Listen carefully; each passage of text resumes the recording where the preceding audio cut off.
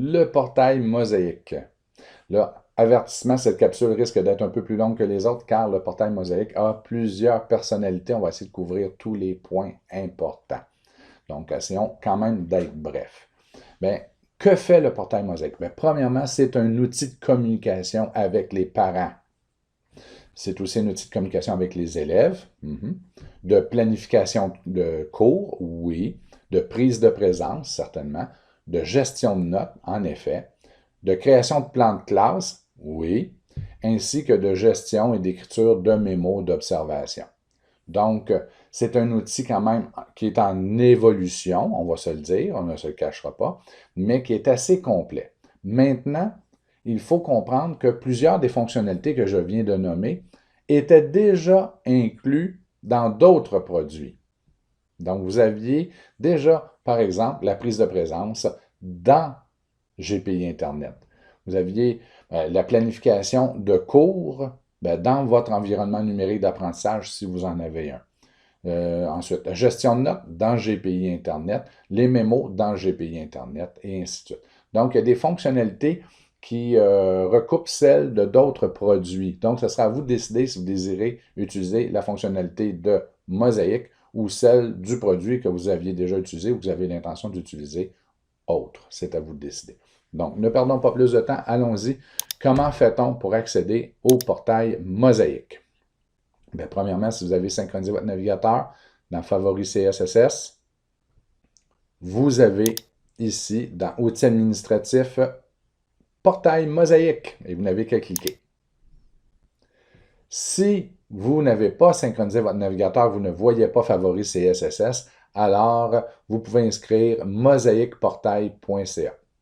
Lorsque vous utilisez un poste du centre de service, automatiquement, vous serez branché au portail et vous arriverez à l'écran principal. Et vous pouvez voir, je n'ai pas de groupe, donc je n'ai pas la pastille enseignante. Mais on va trouver une autre façon d'y aller. Donc, je vais copier ici l'adresse. Je vais m'ouvrir une session invitée pour que le système ne reconnaisse pas qui je suis. Je colle l'adresse.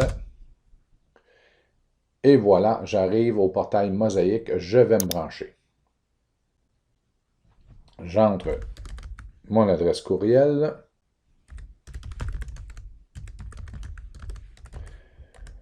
En tant qu'enseignant du centre scolaire.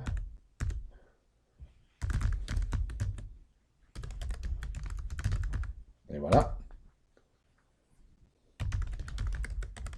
Le mot de passe.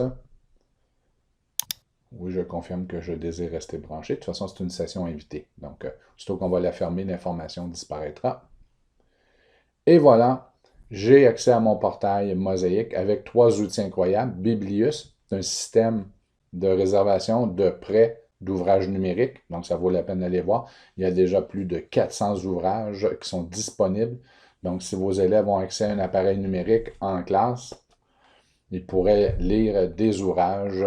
Donc, vous pourriez réserver 30 copies du même ouvrage que vous distribuez à vos élèves pour une période de temps et ils pourront le lire à partir du navigateur, qu'ils soient en classe ou à la maison.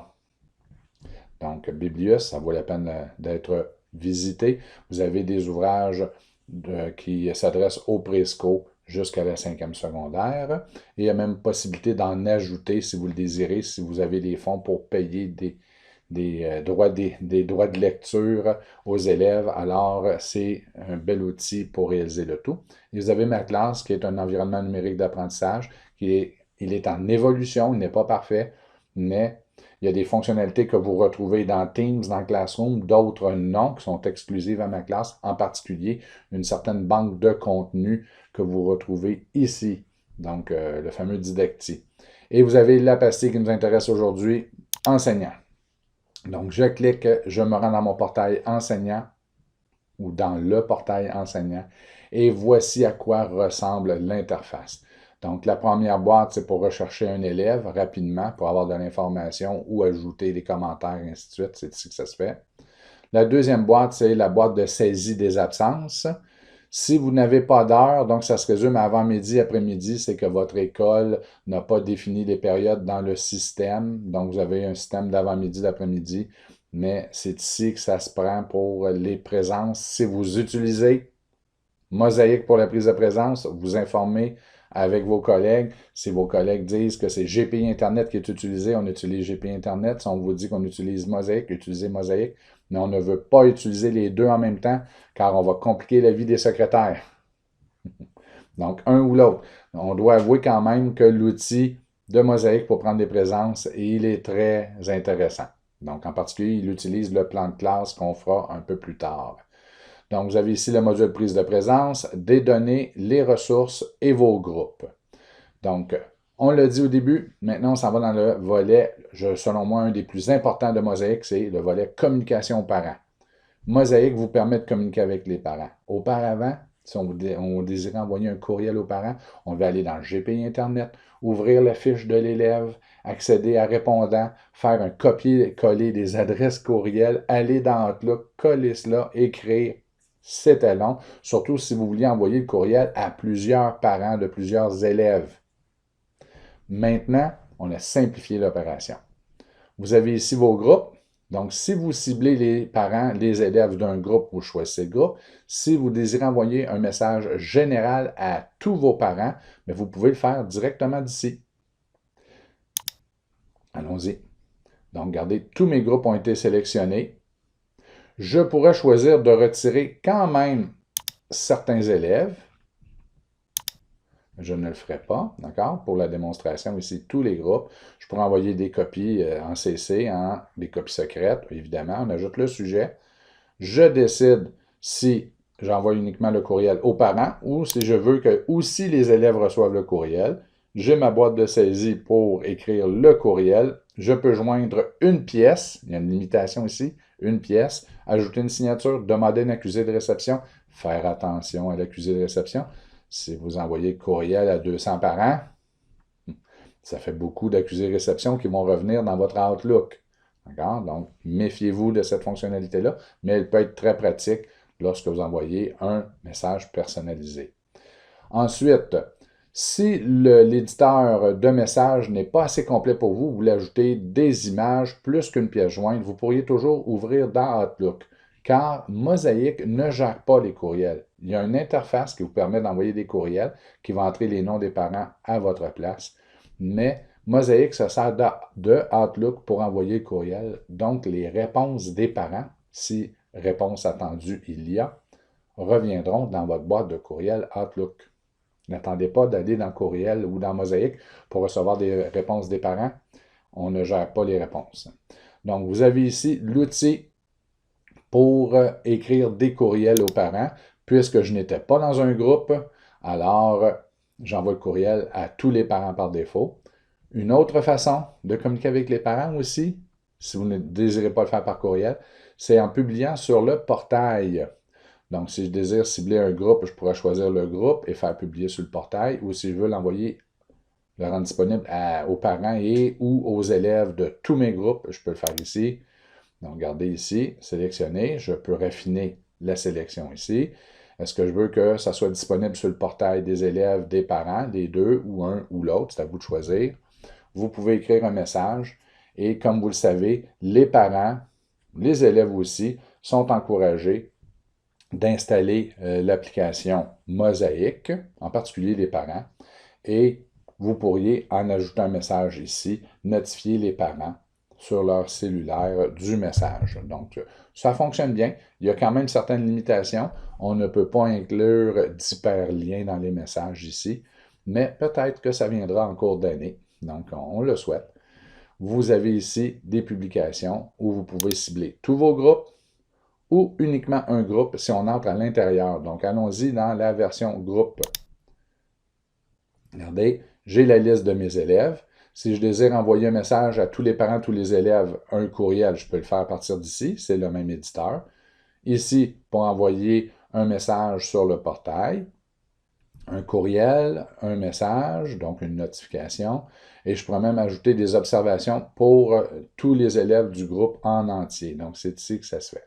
Vous avez le planificateur pour ce groupe-là, la gestion de notes, comme dans le GPI, veille active, ressources, et ainsi de suite. Prenez le temps de faire le tour. En passant, si vous avez besoin d'une formation complète pour Mosaïque, parce qu'on va rapidement en ce moment, vous pouvez en tout temps cliquer sur l'icône vidéo et vous allez avoir accès à une cinquantaine de vidéos sur l'utilisation, donc les fonctionnalités précises, comment les utiliser du portail Mosaïque.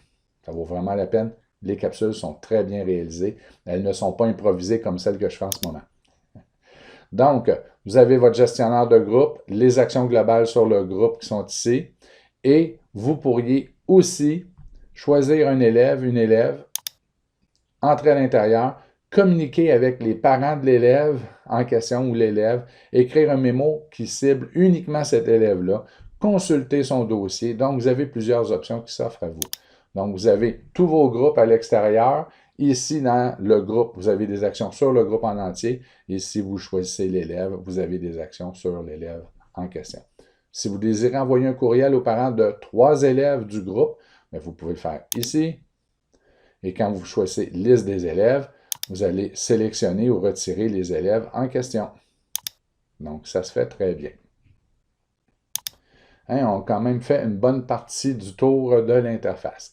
Le planificateur. Donc, si je sors du groupe, vous pourriez planifier vos cours, votre année scolaire, le rendre disponible ici, mais rappelez-vous, vous pouvez aussi le faire dans Teams, dans Classroom. Les élèves y auront accès. Et vous pouvez aussi rendre le document accessible aux parents. Il y a des capsules là-dessus sur la chaîne du récit des Samars, sur comment réaliser un plan de cours accessible aux parents et aux élèves. Donc, si jamais c'est votre intention, vous pouvez planifier ici.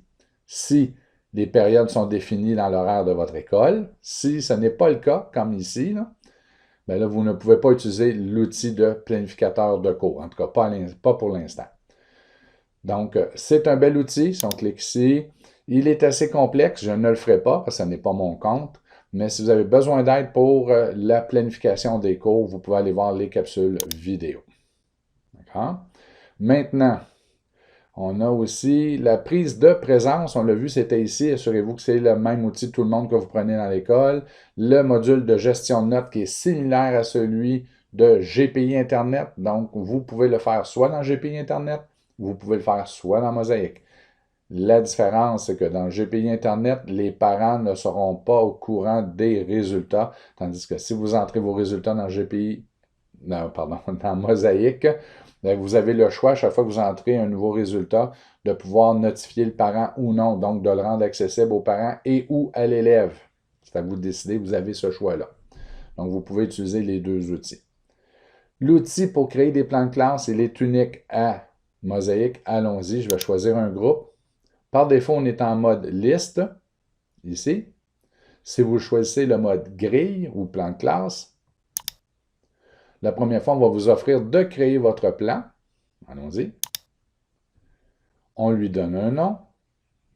Vous avez ici le nombre de places en colonne, si vous désirez que ce soit en colonne, la numérotation, l'ordre, mais vous pouvez aussi déplacer les pupitres. Par exemple, dans votre local, les élèves travaillent en îlot.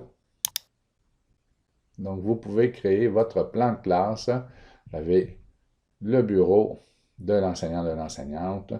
Et une fois que vous avez placé vos pupitres, vous pouvez vous rendre à élèves. Là, malheureusement, on est en début d'année scolaire. Les photographies n'ont pas encore été prises à l'école parce que ici, vous auriez les photographies des élèves.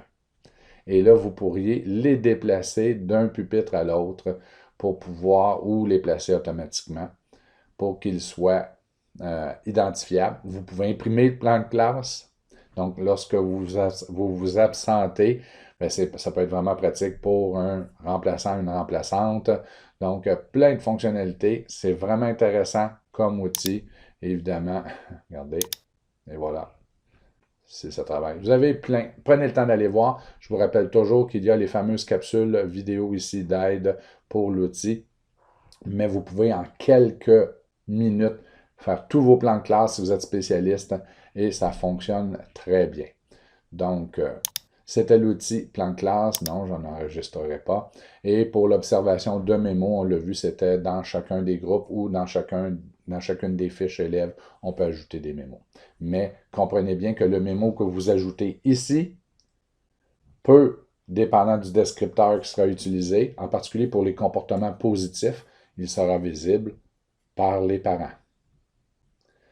Pour les comportements moins positifs, un peu plus graves, alors fort probablement qu'il ne le sera pas, mais l'outil officiel de consignation de mémo pour les élèves en ce moment demeure encore GPI Internet.